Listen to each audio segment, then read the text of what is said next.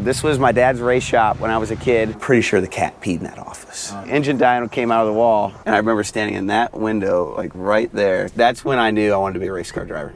I always felt like I had something to prove from a really young age. Like the most dangerous person to fight is someone who doesn't care if they lose.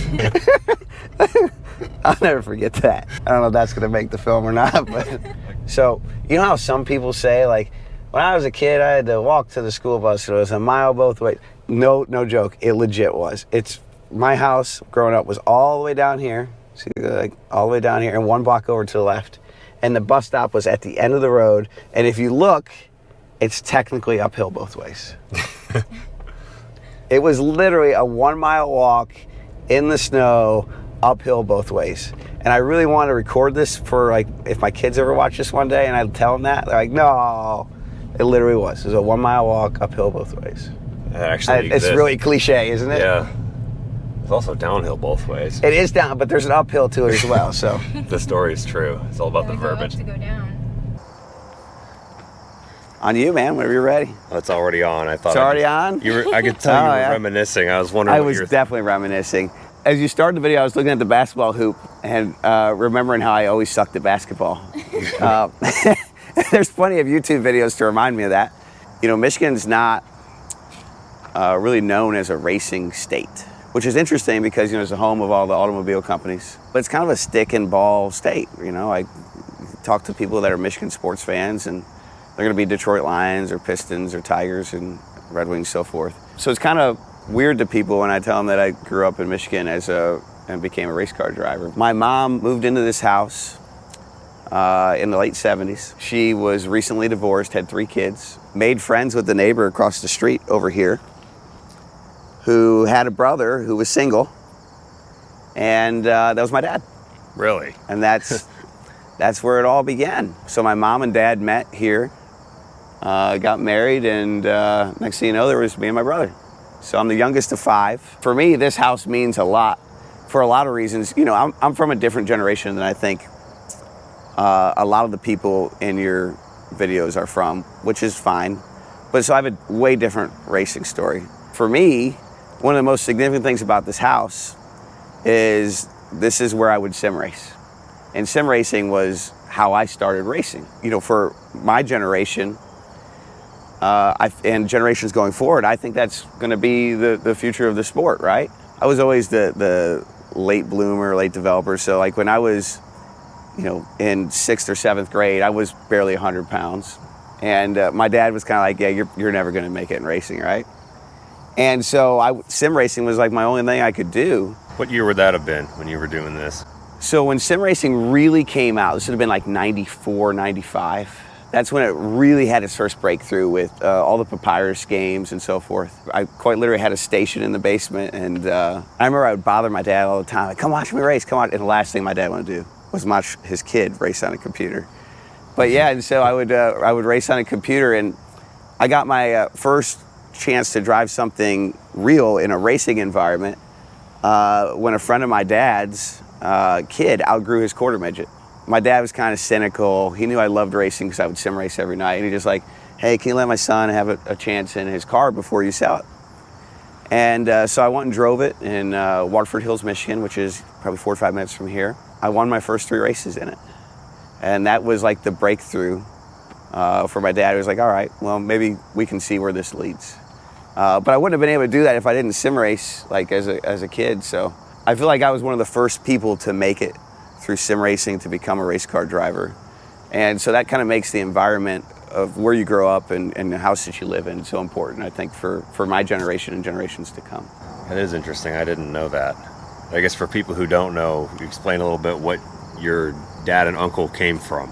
Yeah, so the significance of Rochester Hills, you know, my family, obviously a Polish, you know, descent family, immigrated and came here to work for Henry Ford. That's how they got to the Detroit area. And Rochester Hills is a suburb of Detroit.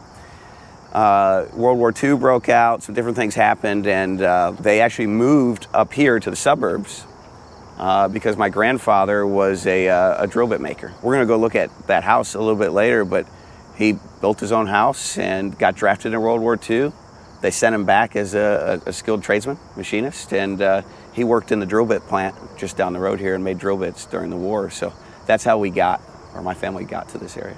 You know, like handprints in the concrete or anything like that? But you know, I think what sticks out to me when I'm here at this house is I used to drive my go-kart in the front yard here, and it's crazy how when you get older, like, it looks so much smaller. When my mom and dad would go off racing in the summer, I would bounce back and forth between living with my grandma and, you know, having responsibilities back here.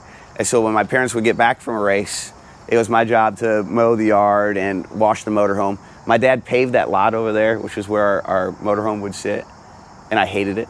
Gosh, I hated doing that. So that's why that driveway is there, just to park the motorhome on? Yeah, there used to be a pool there, and in true racing spirit, my dad leveled it, filled it in, and made it a spot to park race car trailers and motorhomes. So, yeah. So where exactly did you drive a go-kart in here? I might have drove it on the street, which is definitely illegal. So I didn't get caught, but probably should have. But I would run it through. So I hated mowing the grass, and so I would run the go-kart through it to mow the grass. Oh man, did I make my mom so mad with that. But that tree wasn't there at the time. So I had found a way to make like a road course track all the way winding up and through here. And I'm sure I drove the neighbors crazy. But yeah, that was my upbringing. I didn't have a rich or affluent upbringing, but that's okay. It served me well. Did Ryan also sim race with you? Yes, he did. Yeah, we would sim race together. And it was a healthy sibling rivalry. Like we complimented each other. He made me better. I made him better. How far down the street did you venture in your car? Did you use the whole neighborhood? Oh yeah. Or just so right here? Here's the interesting thing about this neighborhood I live in, and I think about Detroit in general. Like all the roads are straight and kind of in a grid. So like our neighborhood block is shaped like Indianapolis, and I definitely pretended I was running Indianapolis when I was here. So I'd run the whole block and run around, and we were always like looking out for cops because we didn't want to get pulled over with our go-kart and get it taken away, Did that ever happen? To a friend of ours, yeah. It didn't happen to us. Like we would put people out here to look like, hey, if you see a car coming, like hide the go-kart, So you had multiple carts out here running around? At one time, yeah. Did you like actively race each other? At one time, the neighborhood? yeah. That was not a good idea. That was a great way to get the neighbors to call the cops. Yeah. So was it like a drag race, or were you guys? Oh no, we'd race around the block. Absolutely, yeah, absolutely. It's different. I grew up in the suburbs, and what's interesting about this particular suburb is this is Rochester Hills, and Rochester itself is a fairly affluent neighborhood. So I grew up in the only non-affluent neighborhood in Rochester Hills. So. I think that put a bit of a chip on my shoulders from a really early age. When did you guys move to North Carolina? I moved to North Carolina on my own. I can tell you exactly when it was, July 4th, 2007. I was, I guess, 23. I didn't have any money. I didn't grow up rich. I was a racer, or trying to be a racer. And I remember I was here, and Dale Jr. called me. And he said, I told him I want to drive your race car. He asked me if I would drive his race car. I'm like, absolutely, I want to. I don't have any money to get to North Carolina. I don't have anything to do that. And he said, I can just stay in my guest house. And I lived in his guest house for probably a year. And that's how I made it to North Carolina. Wow. Yeah. So I remember it was July 4th, 2007, because I showed up at his guest house. And it was like totally on brand for Dale at that time. Like, this is my day one in North Carolina, living with Dale Earnhardt Jr., and he threw a party. It was like so on brand. And it was a July 4th party, and I was like, wow, I've really made it here. What were you driving when you left home and drove down there? I didn't have a car. I didn't own a car until I was probably 25. He bought me an airplane ticket. So I got there, yeah. Wow. And somebody picked me up at the airport. That day when you left this house, did you know that was like, this is the end of my life at this house? No. I mean, I was fully prepared to, being around racing long enough, opportunities come and go. I didn't know if it was going to stick, right? I didn't pack anything. I packed a suitcase with like 3 days worth of clothes. That's all I brought with me in North Carolina. mean, it's all I could carry on in the airport anyway. I'm pretty sure TJ Majors picked me up at the airport. You never really had like a real, all right, I'm moving out. No. Not really any closure. Just life just kind of it just changed. moved on, right? Yep. And, you know, my brother, my dad, my mom eventually all moved to North Carolina. And, you know, I actually had to buy the house in the process because it was getting foreclosed on. So I bought the house, and now my niece lives in it. Yeah, but we didn't have any money, right? We split. My family put everything they had in racing, and you know, I was very fortunate to kind of like break through, but there was never any guarantees, right? Did you ever play with toy cars in the dirt or anything? Oh, like absolutely. Yep, this driveway here saw a lot of Matchbox, particularly that porch. You know how some people like pitch quarters?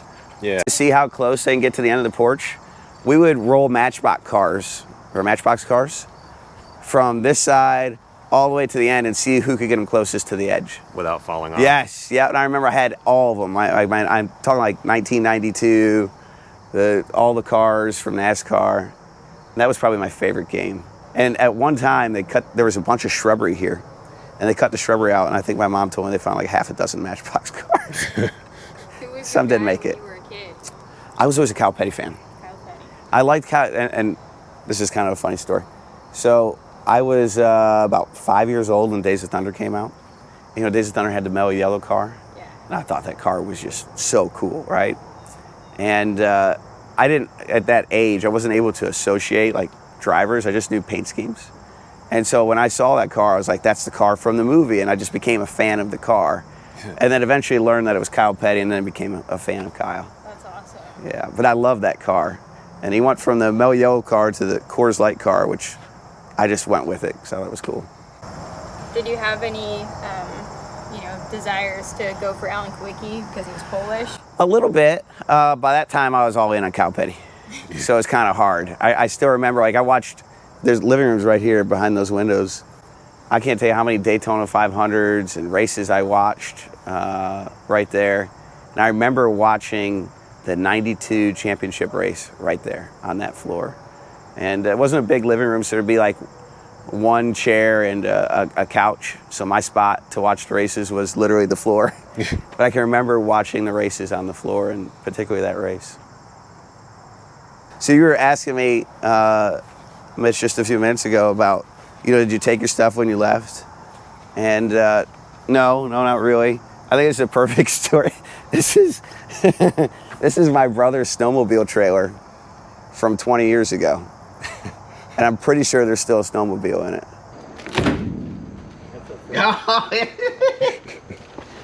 I just totally ruined these, but that's okay. It looks great. 2008 is the last, is the register. Yeah. 2008, that would have been 16 years ago. So no, we didn't take anything. We just like, off to the races. Left everything and went on. Before we started filming, didn't you say that was Riser's? Yes, yeah, Robbie Riser, Triton Trailer. That's his family's trailer brand, although we didn't know that at the time. Where was the pool at that got dug up? Right there. That was the pool. This is like the edge of it. You can see the plug-in in the wall. I remember my dad wiring that plug-in in to plug the motorhome in. That was my bedroom right behind that window. I had a small little bedroom. Did you have your own room, or did you have to share it? I shared with my brother for a long time, and eventually I got my own room when my sister moved out. So, 3-bedroom house. When I had a sister, me and my brother would share, or well, still have sisters, but when my sisters lived here, we had to share, so. So you can still kind of see. Yeah, the outline of the pool. Yeah. Like the pad where where it would have been next to it. There's diving board, all of that. There was a diving board? Yeah, it was actually a really nice pool. Now it's, fallen to time. That shed wasn't there. I don't think it was, at least, but. So your dad's always had a race shop somewhere else. Did he ever work on any race cars in the driveway? No, but what sometimes they would do is they would load the race car up, and they would drive the hauler to here and leave from here in the morning. That would happen a lot. I can remember that very vividly as a kid. And this area here was just long enough to park. Not today's race car haulers, but keep in mind, race car haulers in the 80s and 90s were not like today's race car haulers. They were toter homes at best, or trailers with, like an awning on them. And this was just big enough at the time to park that. Did you go travel with them? A lot, yep. So the summer I would get to travel off and on. It was really difficult for my parents for me to travel with them. In particular, the reason why it was so difficult for me to travel with them was I was really little, and they were working, right? Even my mom, like, she worked on the race team. So because of that, I needed some kind of babysitter, right? I was a little kid, and so they would take me to some races, and if MRO or one of those things was there, I would get to go to MRO, but it was really hard, especially the races that were long trips to get to, right? So it was kind of off and on. But I remember as I got older in my teenage years, I got to go to more races. Being around it when you were so young, watching your dad and your uncle, is that what influenced you? Or probably the biggest reason, at least at an early age, that I fell in love with racing is it was the only way that we really had family time as a kid, right? We would travel, we would do all these things. And I didn't grow up, there was no summer camps. I didn't do any of those things that the other kids did. So if I wanted to be with my family, if I wanted to have a life with them and have fun, you went to the racetrack, and that was it. So, it was racing at an early age, and my interest in it was the pathway to be with my family. So that's how I looked at it. Where's the next stop on the hometown tour? The next stop on the hometown tour is we're going to go to my grandma's house, which my grandpa's house, which my dad grew up in, and where I would spend a lot of time during the summer, and I'm going to tell a couple fun stores. Did you have one more question? Yes. So you said your mom also worked on the race car. Yes. So what was her role? She ran the front office. So she, did the travel, she paid the bills, and made sure all the paperwork stuff was legit, so that my dad and uncle could just work on the car. So if a check came in from a track, she took it to the bank, things like that. Was that her full-time job? Yep. Well, yes and no. It became her full-time job when my dad started his truck team around 1995. So as an early age as a kid, no. My mom worked actually at General Motors until then, and she was what's called a relocator. So if you were an auto executive that worked for General Motors and you had to move locations, she would relocate you so you could not have to worry about that. She'd hire the mover, she'd get your house running with electrical utilities, all those kinds of things. And she did that until about 95, 96. Well, cool. You want to go to the next stop? Yes. Let's go. Are you still running? I just turned it back on, yeah. Perfect. Yeah, you could tell the story about the dog barking. It left us alone for no time to film that clip. When your dad did the Dodge truck deal, did he have Dodge stuff? Yes. And that was one of the reasons why I'd never owned a car, is there was always a company vehicle of some sort that you could use. This is different. They made this a 4-lane road. So it's always a 2-lane road. How do you pronounce the road name? Which one? This one? Yeah. DeQuinder. Okay. You said it right? No, I thought it was DeQuindre. Am I? I've always known it as DeQuinder. I don't know. It's like the really... Maybe I'm wrong. most random street name I've seen. Detroit is it's like a French name, right? So there's French and French Indian references all over. What if this was developed when you were a kid? All of this was here. This freeway was here. It wasn't when my mom and dad were here, but when I was a kid, this was here. It's changed a little. They've added, that hospital, I think, is new. Never seen that one before. I'm really curious what I'm going to see on this road. I think it's funny because, one of the things that neighborhoods do nowadays is they take landfills and they put golf courses on them. And there used to be a huge landfill back there, and I'm almost positive there's a golf course on it now. My grandfather passed away when I was probably 1 year old, so I never knew him. So, but my grandma and we were really close. She passed away in 2006, a year before I moved to Charlotte. But this was, at the time, this was like a really narrow 2-lane road. And these weren't subdivisions. There was just like a single house on the edge, right? And they turned them into subdivision. Of course, it was a dirt road. So this was a house that my grandfather built that my family grew up in. So I would spend the summers in this house. And why this house is important to me is my dad, I'll never forget, my dad would pull in this driveway right here, and he would drop me off, and then he'd go race. And I wouldn't see him for a couple days, might be a couple weeks. And I remember standing in that window, like right there, and now it looks like it might be a shower. It wasn't at the time, I can tell you that. And that's when I knew I wanted to be a race car driver. I'll never forget. And I knew I wanted to be in racing. I knew I was going to figure it out. It was like my aha epiphany moment as a young kid, because I hated when my dad would leave. Oh, I hated it. And we'd so I'd spend like weeks, days, whatever it might be, here in this house. I don't know who owns it now. I'll say taking some good care of it. I got a few good stories. Like I remember when they paved this place and put the drains in, and I spray painted all the drains. Probably should have done that. The ones in the Yes. in the yard. Yeah, I was actually just looking to see if it was still spray painted. I can't tell.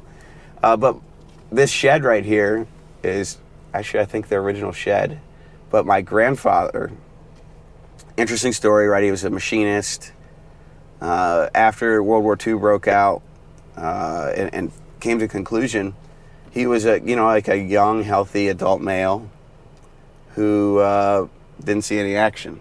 And I think he had some kind of uneasy feelings about that, and he got really heavy into motorsports.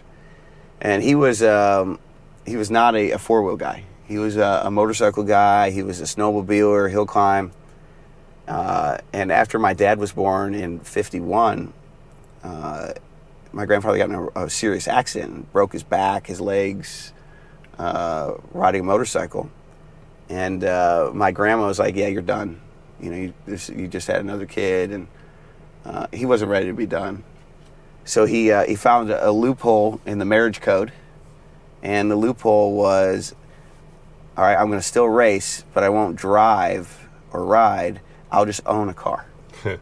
So he went to the local dealership, and this would have been in the 50s, got a car, pulled it into this driveway right here, stripped it down to nothing, and started taking it to races as a car owner. And he would show up at racetracks and be like, "Hey, you want to drive?" And like, that's how it worked. Like, you got a couple $100, and that was it. That's how he started. And so they started my family's racing business, and stock cars started literally right there where the shed is. And that's where they would work on the cars. What was the first car? I want to say it was an old Chrysler. Well, it wouldn't have been old, it would have been brand new at the time, but it was a Chrysler of some sort. And I don't know all the reason behind why he did that. But he stripped it down. And so my grandma, like, she saw, this is kind of like the family legend. My grandma saw this brand new car pull in the driveway, and she was so excited that my grandfather had bought her a brand new car, and then he proceeded to strip it down in front of her and had nothing. Like, oh no, we're taking this one racing. But yeah, all that happened right here, and this is where my family really got into stock car racing, and that would have been in the 50s. Now at that time it was local short tracks, a little bit of ARCA, and by the late 50s, early 60s, then my grandfather started going to NASCAR races and bringing cars to him.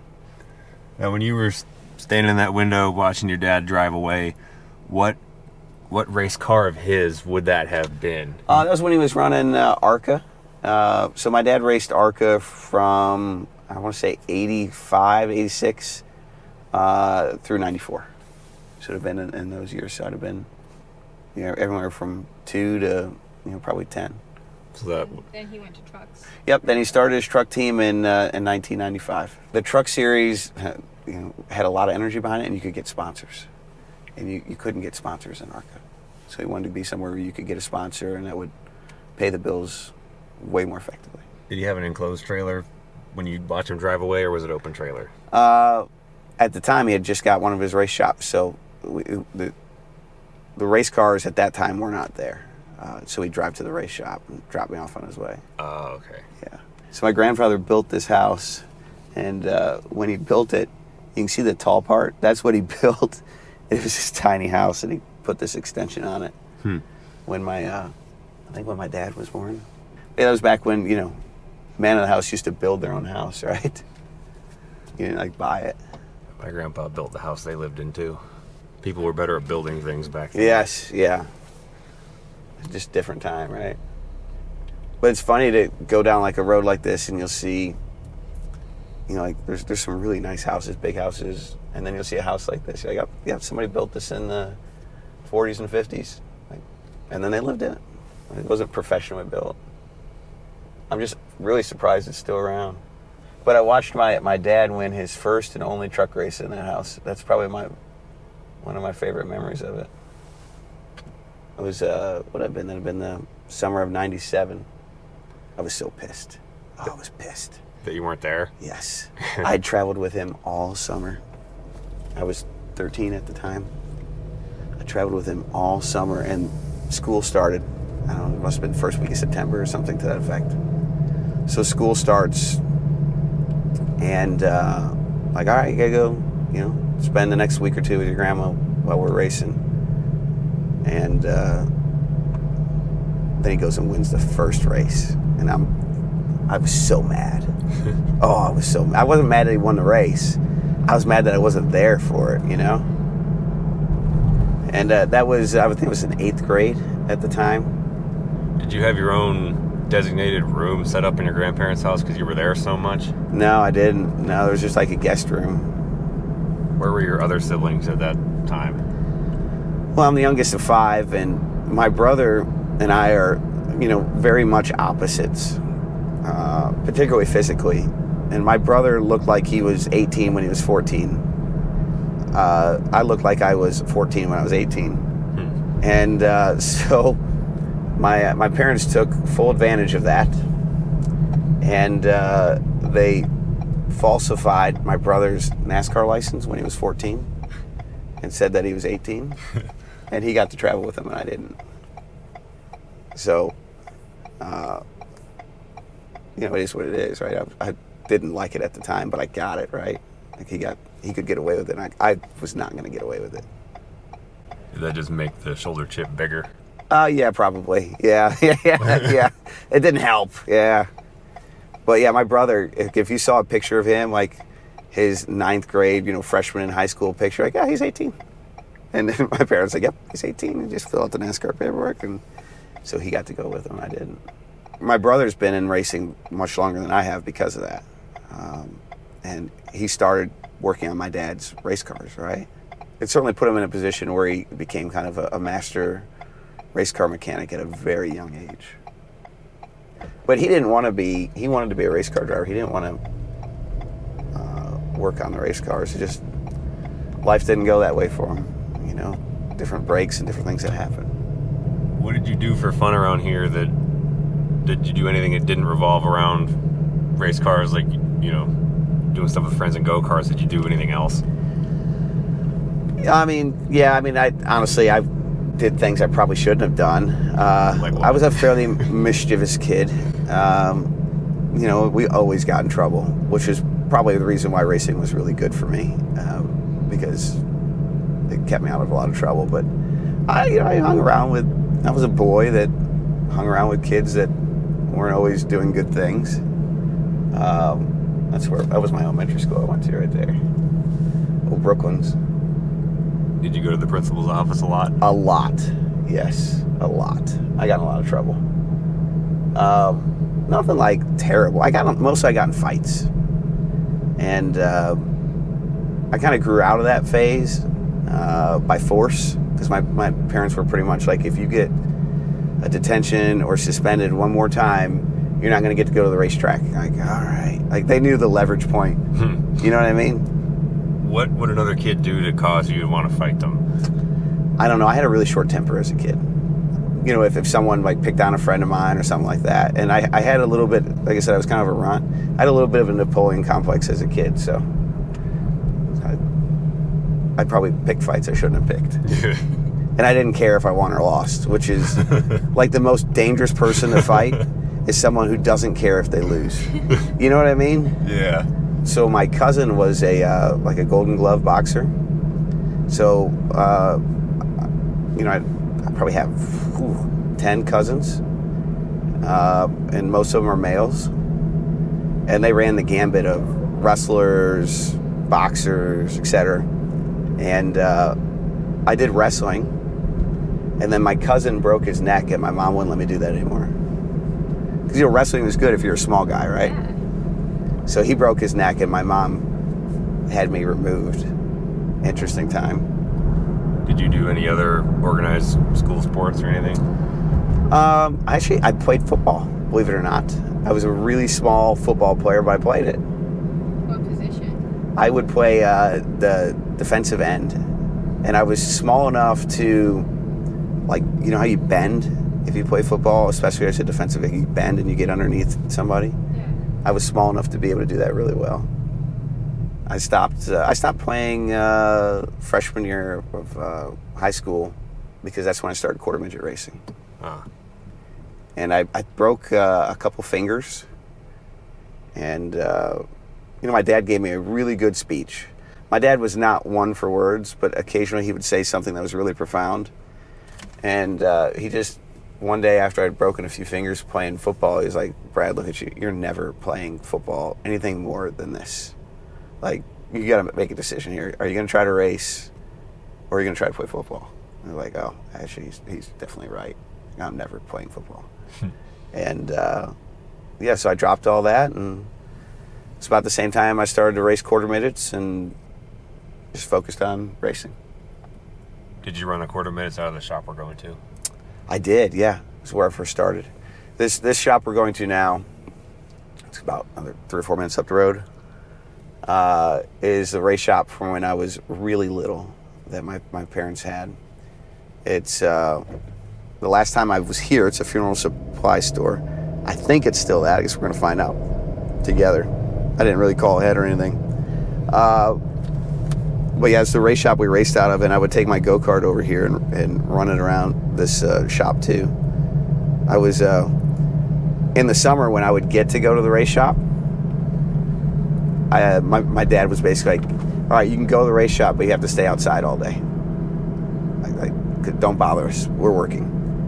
And so I would take like my go-kart or something like that with us and literally be outside in the go-kart all day.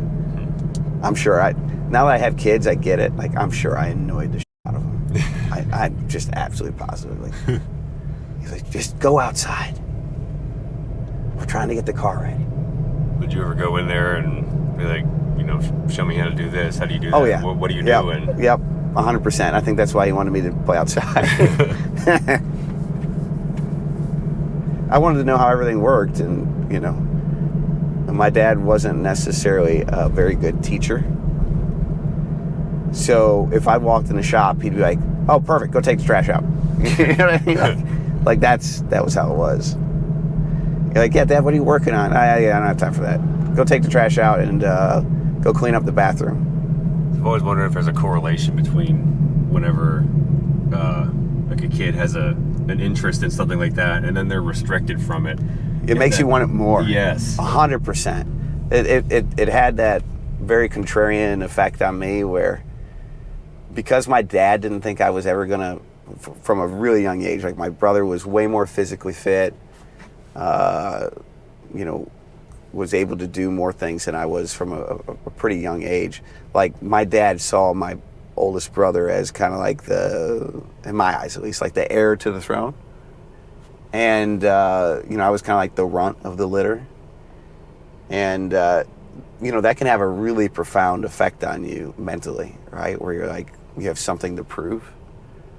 And I think it actually served me really well. And I could have gone the other way, right? You could fall down a rabbit hole. But I always felt like I had something to prove from a really young age. And so you focus on it, and you just work hard at it. And you have little breakthroughs, and that was really my beginnings, and I think I've carried a lot of that into being an adult. So you think you still have that now? Yeah, I mean, I make sure of it. I try really hard to not get overly comfortable. I think that certainly factored into my decision when I left Penske to go to RFK is like I felt like I was maybe too comfortable, and didn't feel like I was growing and being challenged enough. That certainly factors into it. Does your temperament or mindset come from one of your parents more than the other? From what I can tell, no. I have a small amount of my dad's personality, but not a lot. My mom tells me all the time that I'm just like her dad, but I never knew him. He passed away at a really young age for me too. So stuff like that's interesting. He's like you and your brother are so much different looking. Yes. Usually, whenever siblings are that much different, there's like a grandparent somewhere. They're like, "Oh, you look like them. You look like them." Was that the case with you guys? My mom tells me all the time I look like her dad and act like her dad. My brother, not so sure. He sounds a lot like my dad. Like from a very young age, when he'd answer the phone call, he'd be like, "Hey, Dad. Oh no, this is Brian." Like you couldn't tell them apart. Yeah, it's funny how that works. When he talks, I certainly still hear my dad. Did he get in trouble a lot too? No. My brother and I, we were very much opposites. Brian was significantly more social than I was, going to parties and things like that. I didn't really do the party thing. By the time I became age to do those kind of things, I legitimately had such a chip on my shoulder that all I really focused on was racing. If I understand your story correctly, you have half siblings then? Yes, my 3 sisters. Where were they in all of the racing matrix growing up? They would go to some races with my mom and dad, and I think they liked racing. I mean, they still like racing. One of my sisters had aspirations of racing something, and my dad, I think he put her in powder puff races? You ever seen one of those? Yeah. And it maybe didn't go all that great. He's like, okay, maybe not. But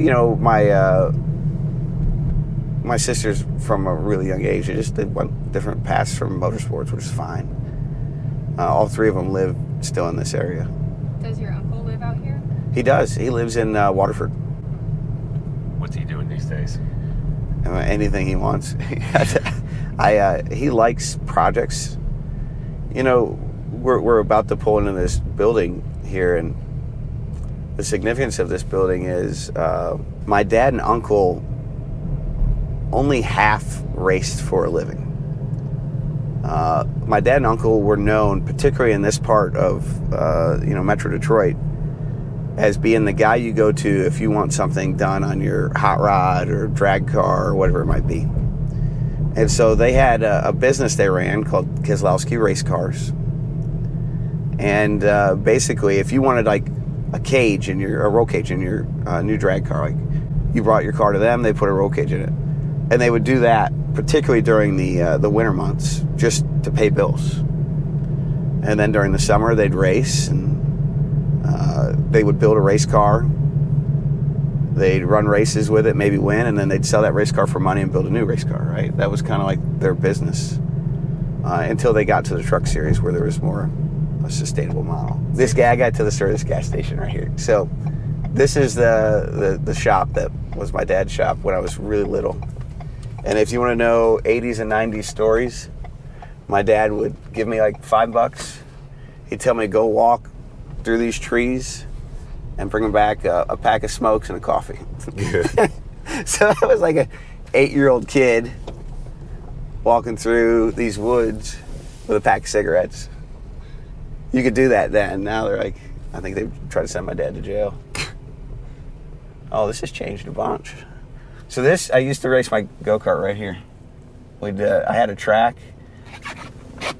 There's actually grass here now. For a long time, there was no grass here because I ruined all the dirt for, I don't know, probably 10 years. Nothing would grow here.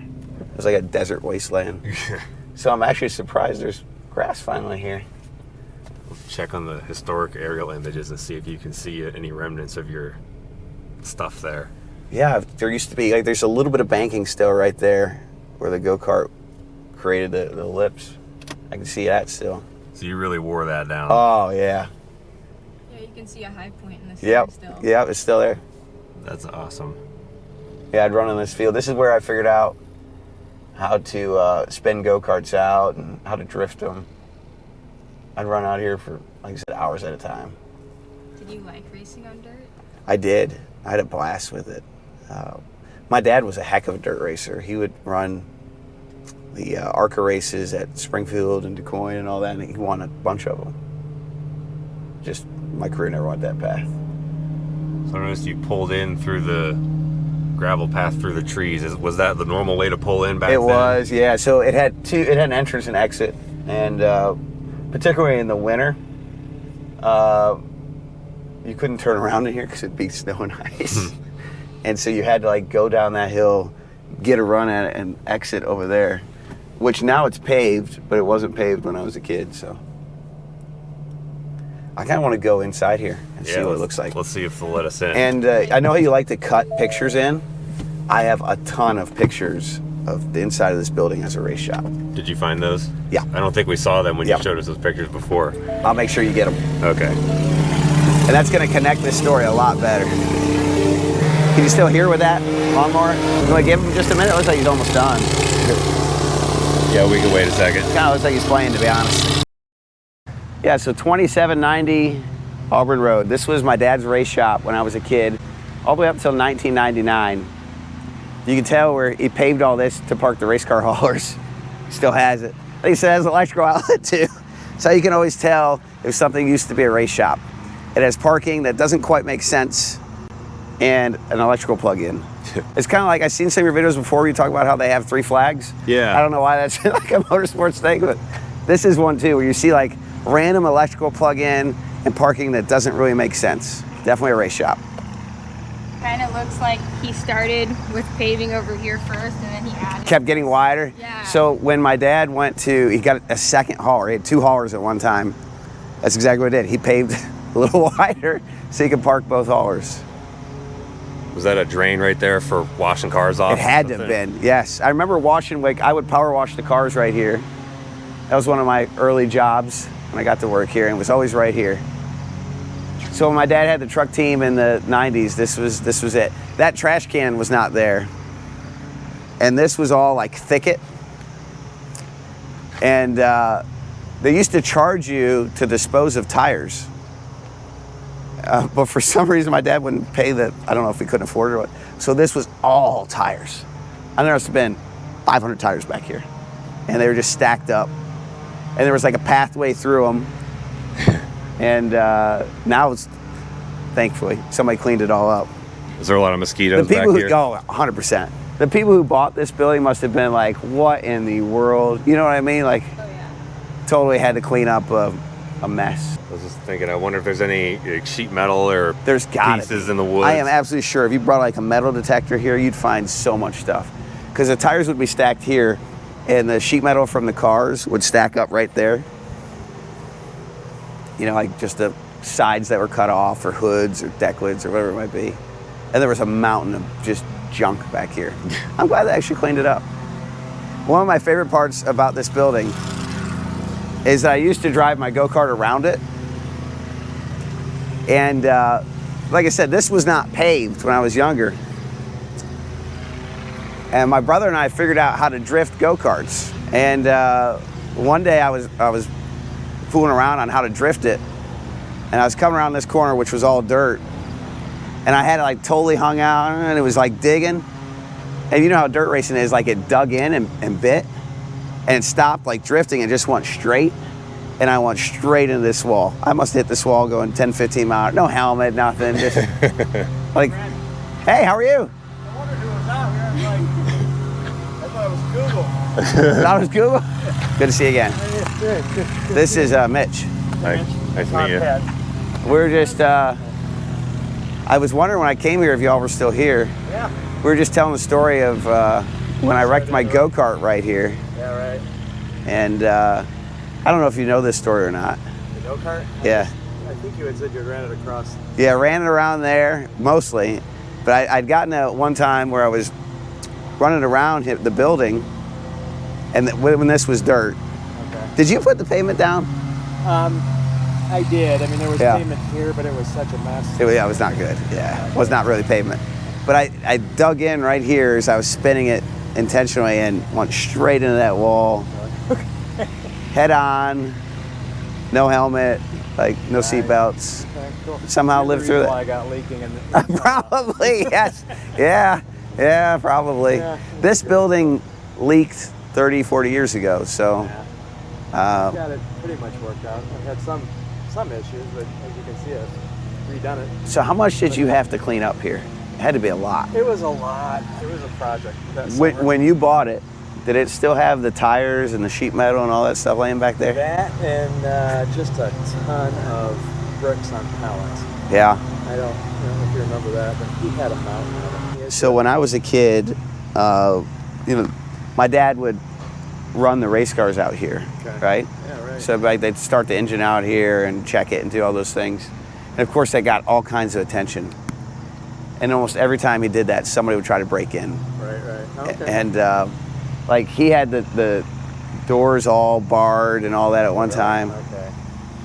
It'd be a different era. You're making me nervous now, Brad. Well, sorry. Yeah, it was different. No, when I bought the building, I mean, it was such a mess. There was just so much junk around here. Yeah. I mean, I'd have people come down and, like trash day.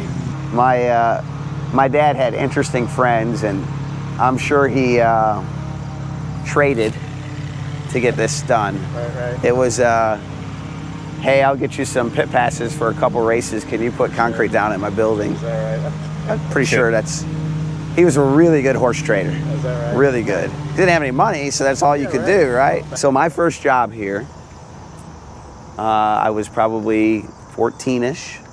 My dad would let me work like 1 or 2 days a week here. He gave me a mop, and it was to mop the floors. And at the time, the roof leaked, as it sounds like it still does. Yeah, a little bit. And the floor was like this linoleum floor, but it was only like halfway there. Like half of it had peeled up in the foundation, and then you had the linoleum floor. And it was so dirty that literally like I would get a fresh mop bucket, and you'd be like, 1, 2, and your mop is just trashed. Yeah, right. And you put it in, like the water's trashed. You're like, I don't know, am I supposed to like redo the whole thing? You're like, Right. and I mean, you would only get like a small square done, and the bucket was so filthy. You're like, I'm not getting anywhere. But that was my first job. Yeah. And it had like a really profound effect on me because, I'm not gonna forget that one. yeah, well, not only that, but I was like, I am never, ever having a dirty race shop. Yeah, right. So if you look at any of the race shops I have now, they're like impeccably clean Right. because I don't want to live in that environment ever again. Yeah. And I don't want people that work for me to have to do what I had to do, Yeah, right. which is clean something that you had no chance of ever getting clean. Yeah, that's a great It was story. so bad. Well, that makes sense why he would give you that job if he wanted you to leave him alone. Yes. He will never Oh, finish. 100%. He'll never finish. 100%. Like there was no way you could get it done. Like, and then you'd like come back the next day and try it again, right? I think he might have snickered a little bit when I was doing that. But What did you mean by scraped up floor?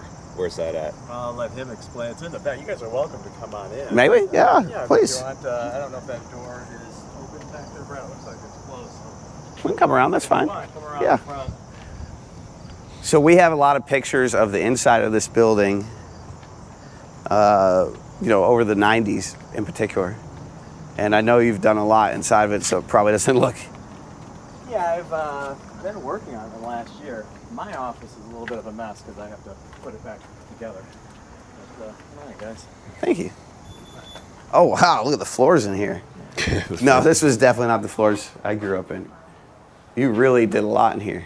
So was this all open Yes. shop space back then? So when I was growing up, you'd walk through this door right here, and it was wood paneling. And there was like an office right here, really junky office. It smelled so bad. Like what? Oh my gosh. Well, we had a cat, Oh. and I'm pretty sure the cat peed in that office. Ooh. But the cat definitely kept the mice away. And so the cat would get the mice out of the field or out of the building, and total like quintessential cat, it would kill the mouse and leave it right there at the front door. Yeah, right. And it was like, see what I did for you guys? And every day there was a dead mouse there that cat would kill. I'll never forget that. So it might have been like cat pee. It might have been mouse guts. I don't know. I'll never forget the smell. Better a dead mouse than a live one. Oh, yes. So, And this right here, and it was shaped differently. Wood panel wall. And this was where my uncle's, he would build engines right here, in this corner.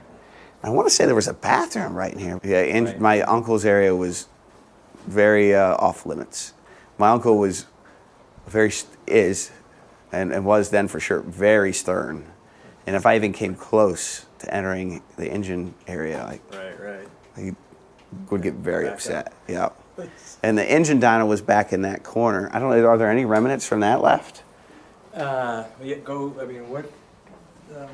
talking about now? Right in this back corner was where they would do the engine dynos. You really made this place nice. It was like right in here, and there was holes in the wall, and he had bricked up these windows. Now that I'm glad you opened them back up. Yeah. We can probably see where the holes were from the outside of the building. Yes. Where they got Yeah, patched where you up. put in all the stuff for the dynos. And then when you go through that door there, that's where you're going to see the infamous floor.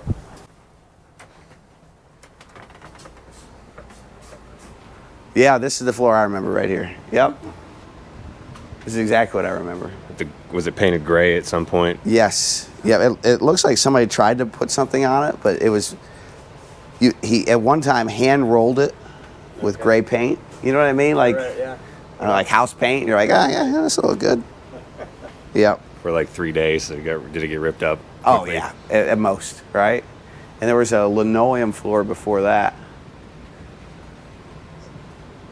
It's different. It had a finished ceiling, Oh, did it really? which made no sense to me because it was full of water. Oh, You know what I mean? Like Right. every panel was like brown. You know? What part of the shop took place back here that maybe we could find some evidence in the floor of? I could see some stuff was bolted in there. Was that from them or somebody else? Well, this would have been where the race cars came in and out. It was off this garage door. Trying to remember, there were sandblasters and things like that right in here. Was there a lift over here or a surface plate or something? The surface, oh yeah, you can see there was something. No, that was a wall. So that's actually where the Superflow was. I remember my Superflow, people think Superflow from Days of Thunder and the pink car that, was it Russ Wheeler drove? But there was a time where all the race teams got a Superflow, and you would use a Superflow, like you'd port your heads and then you'd flow check them, right? And the Superflow was right there. I think my grandfather or my uncle got it on some kind of steel. He was so proud of it. That's where the Superflow was. Is this where, was there no linoleum in there with the Oh square? yeah, there was a square bathroom tiles. right in here at that time, and a storage area. So in Michigan, and I don't know if they still do, they used to have the deposit law, where it's like 10 cents a can. Oh, yeah. No, they still have it. So people would come. My dad's race shop was really interesting because he relied so much on the community to race that people would just show up in the middle of the day, like random people, like fans. And they'd try to talk to my dad, and my dad would, somewhat engage him, but he would be, he'd say something like, all right, we can talk a little bit of racing and I'll bench race for you a little bit, but you're buying lunch. Things like that, or you're gonna buy me a pack of cigarettes or something, right? That was just the environment at the time. So people would just show up in the middle of the day that had nothing to do or retired, and they just want to come watch him work on his race car. And he would be like, yeah, all right, well, you can sit in here today, but I need a 6-pack of Coca-Cola, right? So anyway, that would happen all the time, just like strangers, like just people from the community. And every once in a while, one of them would be like, yeah, here's $500. I'll pay for the tires this week, or a set of tires, right? Which was really cool. But inevitably what would happen is like these people would come and they would like throw their trash away, or particularly pop bottle cans. And as a kid, like I would dig through the trash and be like 10 pop bottle cans would be like $1. Yeah, it'd be a buck. And I'd go to the gas station and get like a ho-ho or a ding-dong. And I thought I was rich, right? Like I was literally like, oh, there's 10 cans in there. I can throw them all out, grab them, Sure. run up to the gas station, turn the cans in, and like, you got $1. Yeah, right. It was You were rich. Yeah, I was rich, yeah. It was certainly a different time. I don't know if there's much more to see here, but I do want to go through this door and see if I can find the remnants of that chassis dyno, or engine dyno. Can I go through this door? Is that okay? Yeah, no, you can just open, it's locked obviously, but I'll leave you guys alone, but you're welcome to... Thank you for being so hospitable. All right, guys. Wonder if there's any left over. Oh yeah, there's the marks. That's where the engine dyno came out of the wall. And you know, engine dynos at the time, you'd have this big, gigantic, like plastic water tank, and you had an in and an out, and the exhaust would go through all that, right? And so that's the in and an out for this. And there was this huge, like 200-gallon tank right here for water, and they would dyno the engines right there. After they got done dynoing them, they put them in the race car. But yeah, this was all, there was this huge plastic tank. There was like a wooded section right here. And then this was all just dirt and sand from me running the go-kart. I want to see this. I can't believe that grass grew here. I really can't. The amount of oil spilled and things that I did here on this go-kart, like, I'm glad grass is growing. I'm surprised. Yeah, so I would run right here, and I would turn and like throw the dirt up here, and it created like this banking and dips and dives. I don't know what that at one point I buried my dog out here, and I think it might still be there. Is that what that is? The mound? Yes. When my dog died, we dug a hole and buried it like right in here, and it looks like somebody kept it. That's crazy. Did you mark it with these rocks? I don't remember what I marked it with. What was the dog's name? I think that one was Bear. What kind of dog? Gosh, what was that thing? We called it Bear because it literally looked like a bear. What do they call those types of dogs? Well, almost not a Bernedoodle. What do they call it? Like a Burmese mountain dog? Yes, yeah, big like White, bear. like- Hey, this one was black. Was there a paint booth too, or? No, so one of my things I used to love to do is paint the race car parts. And my dad would, he'd have like a cardboard box. He'd say, cut this cardboard box up, lay it out flat, go outside and paint these parts. Again, he was always trying to get me outside. And so, yeah, sure. So he'd hand me like this big cardboard box, and you'd cut it up so it would lay flat, and then you'd set the parts on it, and you'd spray paint them on the ground, right? And I used to do that all the time. I'm glad he painted the building because there was so much overspray in that building for when I was a kid. Where was your spot to do that? It was either out that door or out the other door, the one that's open here or out the other one. So the concrete was nice and stained too. Oh, terrible. I'm surprised there's not any marks from that. I spray painted so much stuff. My dad, like I say, he was always like, how do I get him out of this building? So the trash can used to be right there. And this is probably my favorite story about this building and growing up. And I don't know why I'm saving it for last. But my parents were very frugal. They had to be. They didn't have a lot of income. Because of that, we had a dumpster, but the dumpster will only get picked up once a month. Well, when you have a race shop and all these things going on, like the end of the month comes, that thing was full. Yeah. Like really, really full. And one of the things they would do to get me out of the race shop was they would say, hey, we need you to throw all this trash out. There's not enough room in the dumpster. Go jump on the trash, get it lower, and then we can put more trash in the dumpster. And that was not my most favorite job, but that's what it is, right? If I wanted to go to the race shop, I had to listen to my mom and dad. So I'd take a piece of cardboard and put it on top and literally hop in the dumpster and and jump up and down and compact a few inches. And I swear everybody on the race team either smoked or chewed tobacco. And the guys that would chew would always spit it in the trash. And so there'd always be this chewing tobacco and all this stuff in there. And after doing this for a summer, I just finally went to my mom and dad, guys, can we just have the trash can picked up maybe once a week or once every 2 weeks so I don't have to get in there and jump on this? And my shoes are destroyed, right? They're covered with chewing tobacco and all this. And my mom and dad looked at me and they're like, do you know how much money it costs, Brad, to have the trash picked up, twice a month? No, I don't like. It's a lot of money. Get in the trash can, jump on it. So when I owned my first race team, and I'll never forget this. We're putting together the race shop, and they bring in a dumpster, and I have no context for what this costs. Right? I never knew what it cost because my parents never shared that part with me. It was more like just shut up and get in the trash can and jump on it. And they're like, so do you want the trash can picked up, once a week, once every 2 weeks, once a month? And I'm like, oh, I don't know. Like, what's the cost difference? They're like, oh, it's like $30 more. Yeah. And I'm like, $30 more? Like, I jumped in that trash can for like 3 summers of my life every month for $30. Like that, and it would have been less than that when I was a kid, right? Yeah. Yeah. Like $5 maybe. Yes, like $5 maybe. Really dang, I would have collected cans for that. Yes, if I would have had only known as a kid. But yeah, that dumpster was right there. And that was a childhood core memory right there. Yeah. Dumping in that trash can. And I'm just seeing like the chewing tobacco. Oh, it's so gross.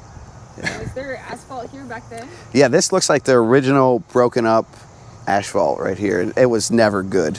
Was the asphalt part of your kart track, or did you go right up to it? No, I went right up to it. Like the dirt started like right in here somewhere. Okay. Yeah, you can kind of see the line where it stops. Yeah. Did you go through that little clearing too? Oh, absolutely. Yeah, there's a river down there, and we would sometimes play there, mostly get in a lot of trouble. It's a pretty fast-moving river. Maybe we should see if there's any remnants like on the electrical boxes or something. There's got to be something here. Yeah, there's usually old handwriting in the breaker boxes where people add things, Oh, change things. yeah, over time. That's one of the forensics. Well, you guys are the experts. places. Shoot, I wouldn't know where to look. Sometimes there's like phone numbers like scratched into the wall. Yeah, was there a phone back here? There's the breakers over here. Let's see what's in there. They've done so much remodeling here that it's really hard for me to have any context of where I'm at. Like, it certainly didn't have a Oh, yeah, that's real. It looks like there's probably writing Yeah. under it. Turn air off. Yes. Yeah, there's no air compressor in here anymore, so that generator obviously wasn't there. Do you recognize any of that handwriting? That looks like my uncle. That one too. I don't know who. You can tell somebody painted on this, right? But they didn't paint over certain spots. Yeah. I do remember coming back here and turning the air compressor off, and these are the original breakers. I think the next building we go to is going to be a lot more remnants, to be quite honest. It wasn't remodeled from what I can tell. This building has a lot of history to it. It's just gone through different changes and different hands, which is probably normal. I'll lock the store back for him. I wonder if you'd like recognize some of the stuff because we bought some stuff from the auction that you guys had. Oh, really? Yeah, like a big rolling workbench table. Maybe, yeah. I don't know if you have any a pictures of it. desk, some of the templates too. Yeah, there was a bunch of stuff. We just wanted a workbench pretty much, but it was full of metal and like Folgers cans full of, slugs and bolts and rivets and all this stuff. I'm like, I don't know what I'm going to do with this. And then now I'm putting a car together running Bob Shack's series. And that workbench was like, build your stock car starter pack. Yes, I used so much stuff that was in there. Yep. And some boxes in there had the Michigan shop address on it. Oh, really? Yeah, like there was, I don't know how old some of those things in there were, but it was like, there was a box in there with these, like countersunk Allen head bolts. Again, whatever these for. There's just boxes of hardware everywhere. Yeah. So I end up with a Dodge engine for my car. Yep. And the motor mount tabs have these countersunk Yep. things. And I'm like, So you're like, oh, I know where that bolt's. yeah, so I grabbed that. It says Dodge motor mount bolts. Yep. Right on it. Like, this is perfect. It's perfect, yeah. So much hardware has gone on my car from that table. That's great. It's hilarious. I'm glad to see it got used. Yeah, there's even like scrap metal he had that I've used on my Mustang. So it's like I have a 67 Mustang Okay. that I'm restoring, and there's just been so much like metal that I've been able to use. Well, I'm glad to see it get The used, tool cart. Yeah. Yeah, like Just that's- random cart. That's my tool cart now for my Mustang parts. That's good. Yeah, it's really cool. Yeah, all that stuff gets lost to time so easily, and you almost wish somebody would just write the history on all of it, right? Yeah. Yeah. Well, that's why we're making this video right now. Yep. So Yeah, exactly. Yeah. 50 years from now, if this building's not here, everybody's going to know what it was. I hope a lot of people watch this, and I hope it's a big success for you. And and so forth. But as I was telling my team here, look, if nobody watches any of this content or any of these series, I'm okay with it. I always have it documented for my kids, and I really want that for them. Because these are stories like you never have a chance to tell your kids, right? Or take them to these places. Oh yeah, there's always something going on and they don't know. So maybe one day they'll look back at it and, oh, okay. Know a little bit more about me. As a kid, we would go to the Coney Islands, and that's where we would eat. And the Coney Islands are interesting because they're like breakfast all day places. So I'm a big breakfast fan. And, you know, hot dogs, things like that. See, that's where we'll have to go for lunch. And there's one particular Coney Island that we went to when I was a kid, where my dad and grandfather went there, and been going there for, I don't know, 60 or 70 years. And you know how there's a particular food you eat when you're young, that becomes your food, you know what I mean? Yeah. So now when I go there, it feels like home, tastes like home. And we're going to drive to Lake Orion. Did your dad and uncle ever shake down cars on the road? Once or twice that happened, for sure. Mostly they would drive the race car around the shop building, and even though it was dirt, and they would let me ride in it. That was a core childhood memory.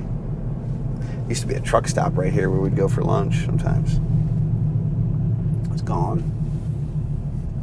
So this area is known for being where the Pontiac Silverdome was. So we're just now entering Pontiac.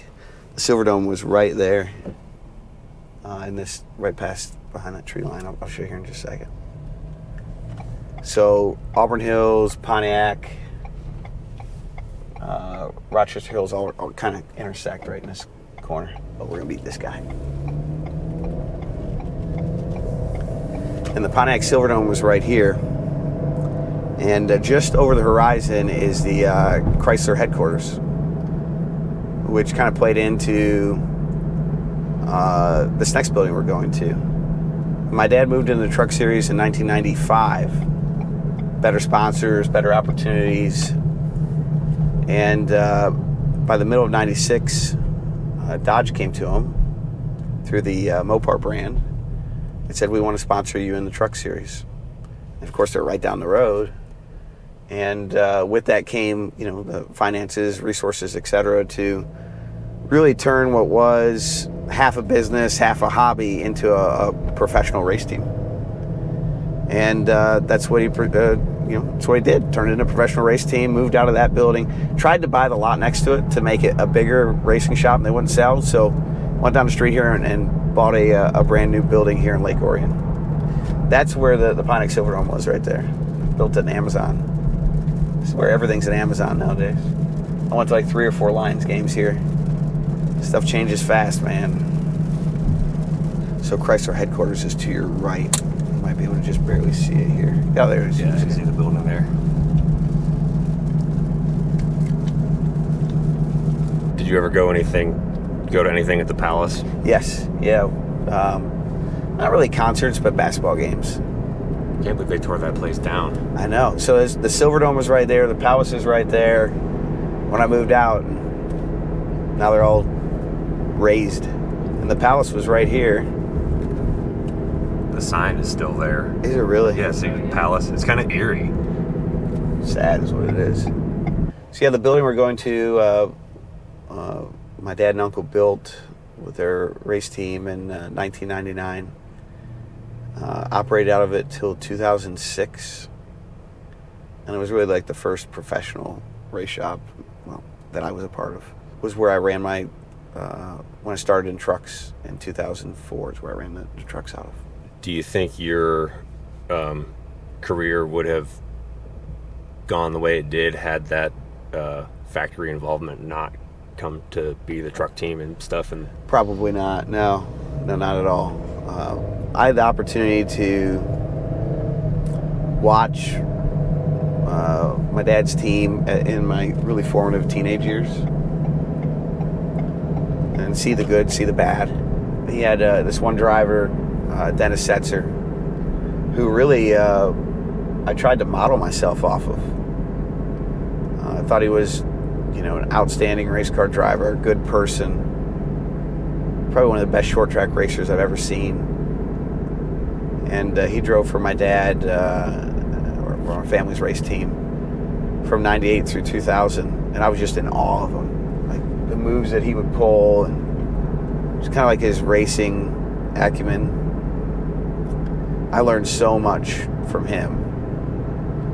But then I learned some of the bad things too, and you know, you try to take a little bit of both. Learned a lot of what not to do. My family was not really good at taking care of sponsors. They just said, we're here to race, and sponsors are kind of like a necessary evil. And they didn't do a really good job of managing those relationships. And eventually that cost them, because they lost a sponsor that they couldn't replace, and the race team didn't make it. So I learned those lessons too. And it's a little bit of all those things. Did you have daydreams of team ownership when you were watching that stuff happen? Well, I mean, as a teenager, my goal was to take over my family's race team and, you know, make something real out of it, right? I didn't have a dream as a kid of being a cup driver. I really didn't. When I was a kid, all I really dreamed of was taking over my family's race team and being able to run it and have a good career as a driver in the truck series. And it was a little bit of like almost a blessing in disguise that my family's truck team didn't make it, because it forced me to kind of like almost leave the nest, if that makes any sense. Yeah. So this business park wasn't developed when we had the race shop here. So these buildings weren't here. Was this the first building in here? Probably like the third or fourth. And now it's, there's a building one right there. Really aged back here, wow. This is all really nice pavement.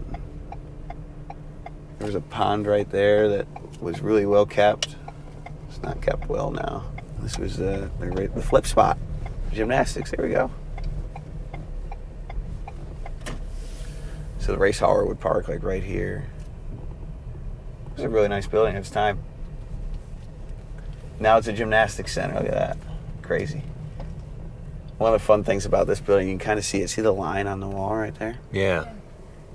When they were building it, we had like an unexpected thaw and frost event, and the wall froze and caved in right on that line right there. And they're just like, oh, well, let's see what we can do to fix it. Because they were supposed to move in at the start of the '99 season and got pushed back to the middle because the building collapsed. Kind of crazy story. So this used to be like an empty lot, and being that we're in, you know, Metro Detroit, a lot of these plants are suppliers for the car, you know, car guys. And one of these buildings, I can't remember which one, made seatbelts. And whenever they'd get behind on production, like, it would stop the assembly line. So literally, like, I remember growing up as a kid, like a helicopter would fly in, land, and they'd pick up like a couple boxes of seatbelts and chopper it to the factory so it didn't shut the line down. That's crazy. Those are just things that happen in this environment. Oh, let's see. Still the same blinds. I remember those blinds. Oh, yes, our lovely blinds. Yeah, they you know, they were good when they were new. So there used to be race cars here, and now there's leotards. Yeah. So you had an office. Yeah, I had an office right back here. This was my dad's office right here. I want to see the party room now. Was it kind of fitting that your office became the party room? I don't know. So my office, this was a conference room right here. It's changed a little bit. And I had a small desk right here, and there was a door. Oh, there still is a door right here. So they've changed the walls a little bit, but I remember I had a little desk right there. I did a lot of ordering the parts, reviewing film, studying for races, whatever it took, right? Yeah. Is this where you studied Dennis? Among other things, yeah. I didn't have the office here until the last 2 years. I shared an office with my dad until probably the last year or two. But this was, when I left, this was where my office was. So the fab shop was like right here. I know you're not going to be able to use any of this, sorry, with all these kids in here. There used to be somebody right in here who stamped, and they made loud noises all day. They still do that? Yeah. Yes. Hey, Do you Brad, have a card? was the street named after your mom? Technically, yes. Yeah, my mom's name is Kay. Yeah. Yeah. That's really cool. Yeah. Yeah, so we'd park the race cars back here. I was looking to see if there's any overspray on the wall from when I would paint stuff back here, to be honest. I don't see any. What was that? Did they pile up tires back here too? Oh, 100%. And this is where I really learned how to drive a trailer. Like, really learned how to drive a trailer, because I'd have to back a trailer up down this thing. You know what I mean? Like, look how small that is. Like, Yeah, big enclosed trailer. you'd have to make a turn right through here and back it down that road, no room for error. Probably one of the funniest things about this property is there's a really big neighborhood behind us, right behind that tree line. And it's all like, what do you put it? Rich houses. And Eminem used to live right there. Really? Yes. And after he became famous, that's where he lived. And every once in a while, he'd do something, get in trouble or whatever. And back to the helicopter thing, there'd be like helicopters flying over here. Like, Well, that's interesting. How did the street end up named after your mom? great question. I'm not sure I know. Huh. And Or wait, could you restart that? there used to be a sports agency in one of these buildings over here, and I drive by it all the time. And we didn't have a sponsor, so I said, oh, well, maybe I'll dress up and walk in there and see if they'll try to help us out. And I walked in there, and I was probably 18, and I was wearing like a suit and tie and all that. And they looked up at me, looked down, and they're like, yeah, we don't have time for you, sir. Yeah. I noticed they're not in that building anymore. Maybe they still would be if they had time. Yeah, maybe. Yeah, maybe. Like, yeah. But I was 18, and, you know, I would look goofy wearing a suit. When they had that huge power outage in 2003, do you guys remember that? Yeah. The line for the power grid was this road right here. Really? Everything north of here worked. Everything from here, like to New York City, didn't work. I always thought that was crazy. I don't know what the power grid did, that this was the line, this road right here. It was just that same old man beeping. He's just mad at life. He is, yes. So I don't have much left. All right, so this is Rochester Road. And downtown Rochester, which is probably most famous for at Christmas time, where they light up all the buildings, which is always really pretty. It's not Christmas time. It's not dark, so they're not lit up. But if it was Christmas time, if it was dark, these would be lit up and they'd look really pretty. I can use my imagination. You know, sometimes I feel like this has the vibes of, what's that Jerry Seinfeld one? Comedians riding in cars, getting coffee. It's probably before my time. No, it's not. It's not that old, right? It was. Am I the only one who's seen that? They still do it, They still do it? for sure. Isn't it got like Nissan or Mazda as the sponsor on it? You really have never seen it? No, I never really seen anything way. with Jerry Seinfeld. I guess my parents weren't into that, or I would have absorbed it. That's the hospital I was born in. Yeah, I think it was called Crittenden at the time. I don't think it's called that anymore. I don't know what it's called now. And up here, this is where I went to high school. Rochester High. Did you ride the bus? I did. It was crazy. My brother had a driver's license, but he wouldn't let me ride with him. So I had to ride the bus. Was he too cool for you? Oh, definitely. I was a freshman. He was a senior. He was too cool for school. I was like the dweeby younger brother. Did you cause problems on the bus too? No, I think I was really good on the bus. Oh. I really do. I think I was good. You're the back of the bus, rowdy kid. Yeah, I don't remember much about it, to be honest.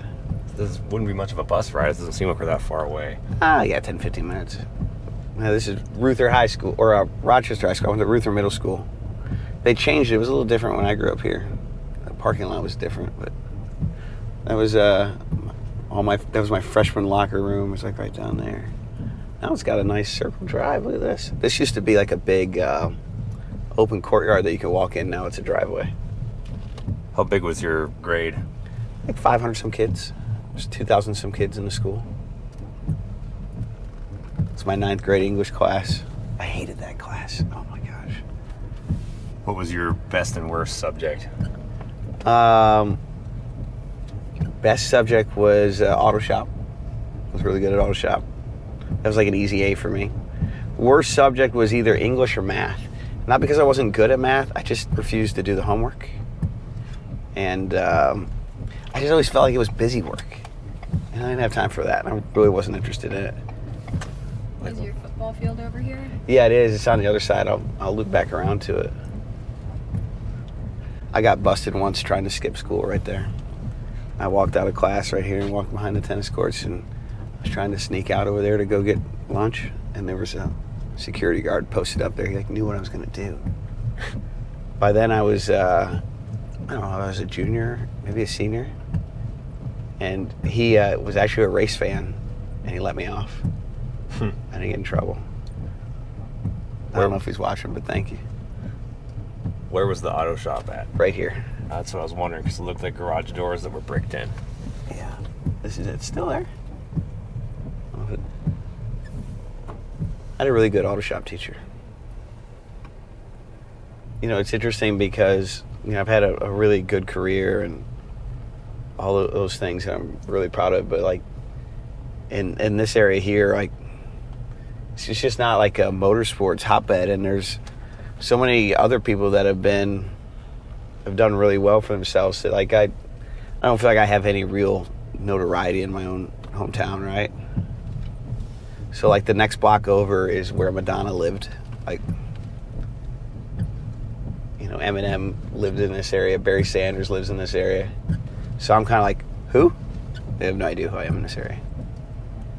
I'm more popular in North Carolina than I am in Michigan, which is, I don't know, it's weird for most people.